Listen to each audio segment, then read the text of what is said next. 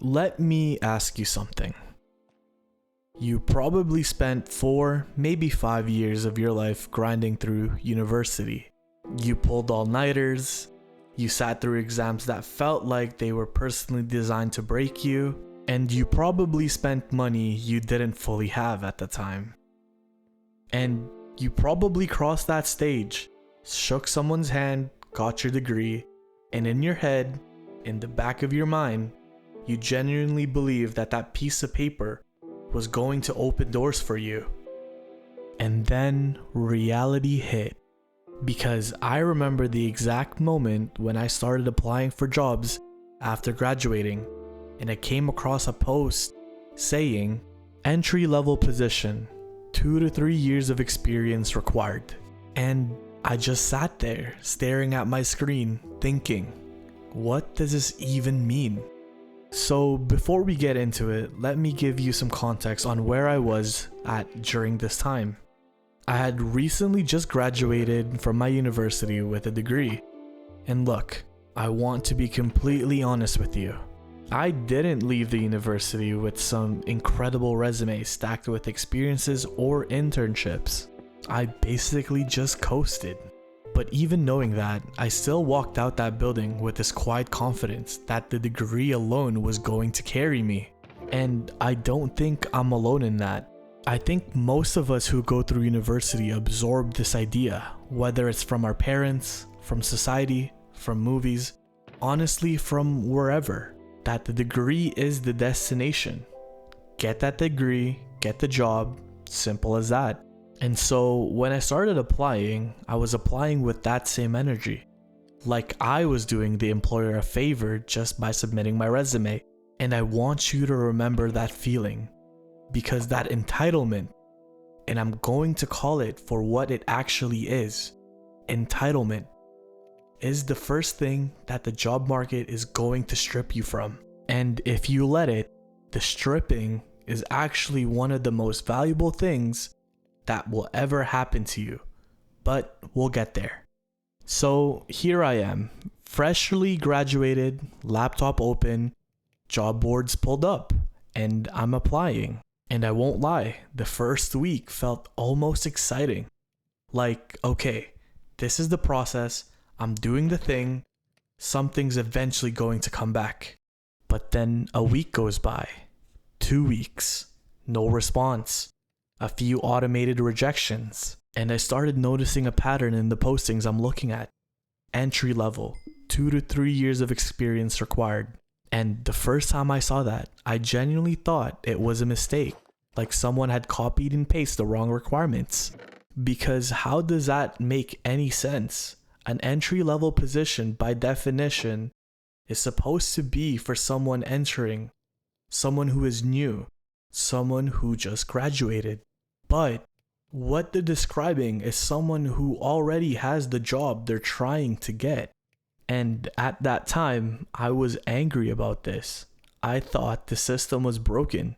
I thought it was unfair. And looking back, I honestly wasn't entirely wrong.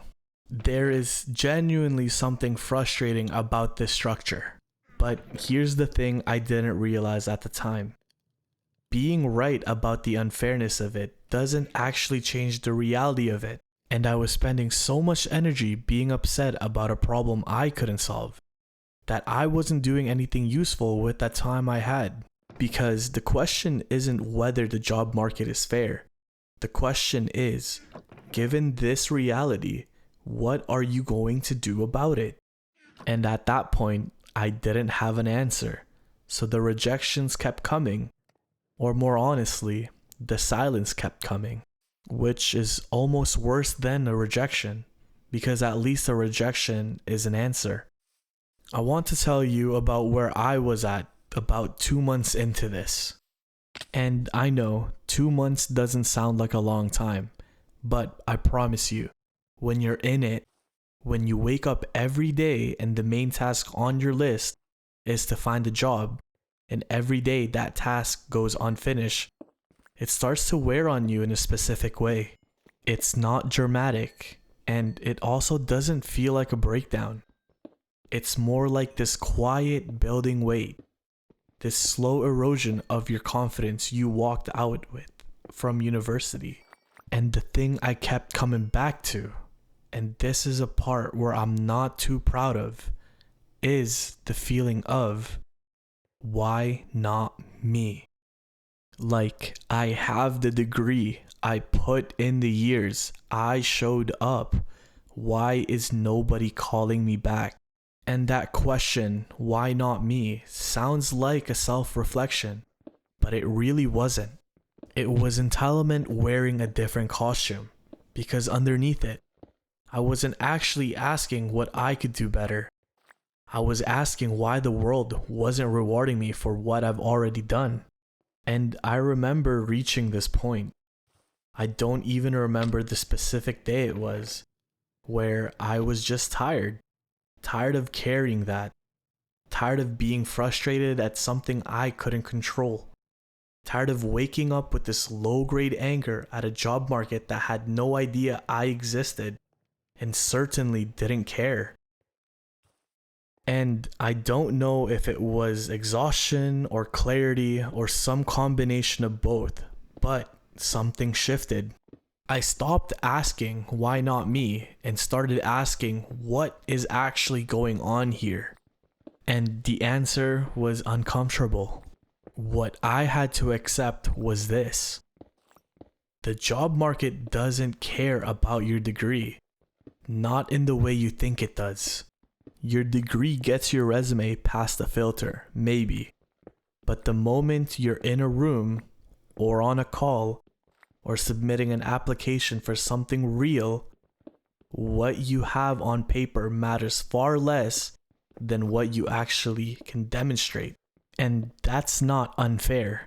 That's actually just honest. Because think about it from the other side.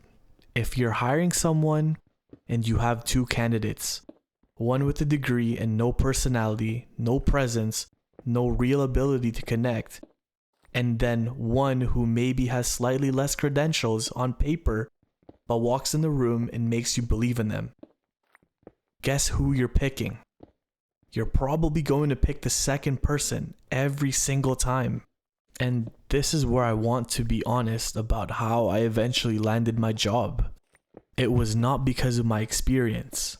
It was not because of my own credentials.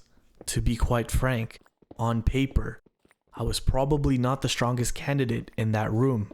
But when I got into that interview, I stopped trying to sell my resume and I just started being myself. I talked to that interviewer like a real person. I started asking real questions and I made them laugh once or twice in that interview. And I genuinely believe that my personality did more heavy lifting in that room than anything I had written on that piece of paper. And the lesson in that, the thing I didn't understand for the first 4 months, is that you are the differentiator. Not your GPA, not your school, not the list of courses you completed, but you. The way you carry yourself, the way you communicate, the way you make someone feel when they're talking to you. That's the thing you actually have control over. And that's the thing most people either don't know how to develop or are too proud to lean into because they are still holding on to this idea that their degree should be doing the work for them. And I want to zoom out for a second because I think there's something bigger here than that goes beyond just the job search. University does an incredible job of preparing you for university. It teaches you on how to pass tests, how to write papers, and how to navigate a system that has very clear rules and very clear rewards. You do the thing, you get the grades, you do the thing, you pass. And after 4 or 5 years of that, you get conditioned to expect the world outside operates the same way. But it doesn't. The real world doesn't grade you on a curb. There isn't no rubric. There is no professor who gives you a chance because you enrolled in the class. The real world is under absolutely no obligation to reward your efforts. And the sooner you can accept that, not as a cynical thing, but as a freeing thing. The faster you start making actual moves, instead of waiting to be recognized for moves you've already made. Because here's what I know now. That 4-month stretch was one of the most humbling things I've been through. And at the time, it felt like failure. But what it actually was the beginning of me learning how to operate in reality, instead of the version of reality I built in my head. And I don't think I would have been ready for the job I eventually got if I gotten it in month 1. Because that version of me in month 1 was still carrying too much of that entitlement, still operating from a place of I deserve this, rather than let me earn this. That process broke that down, and honestly, I needed it to. So if you're in this right now, if you freshly graduated from university and the silence is getting heavy and you start to question whether the last 4 years meant anything, I want you to hear this. The silence isn't a verdict. It's not the world telling you that you are not good enough. It's the world asking you who you actually are without the safety net of the institution behind you. And that's a hard question, but it's also an important one. So drop the entitlement, not because you don't deserve good things, you do, but because carrying it will blind you to what you actually need to do to get things done. Accept the timeline. Accept that this part takes longer than you thought, and that's okay. The people who landed on their feet fastest aren't the ones who got the most callbacks. They are the ones who stopped waiting to be chosen and started figuring out how to become the person worth being chosen. And with that, if you enjoyed the video, feel free to subscribe, give the video a like, follow along my journey. A lot more content is to come. And until then, stay true, stay pushing, and I'll see you in the next one. Peace.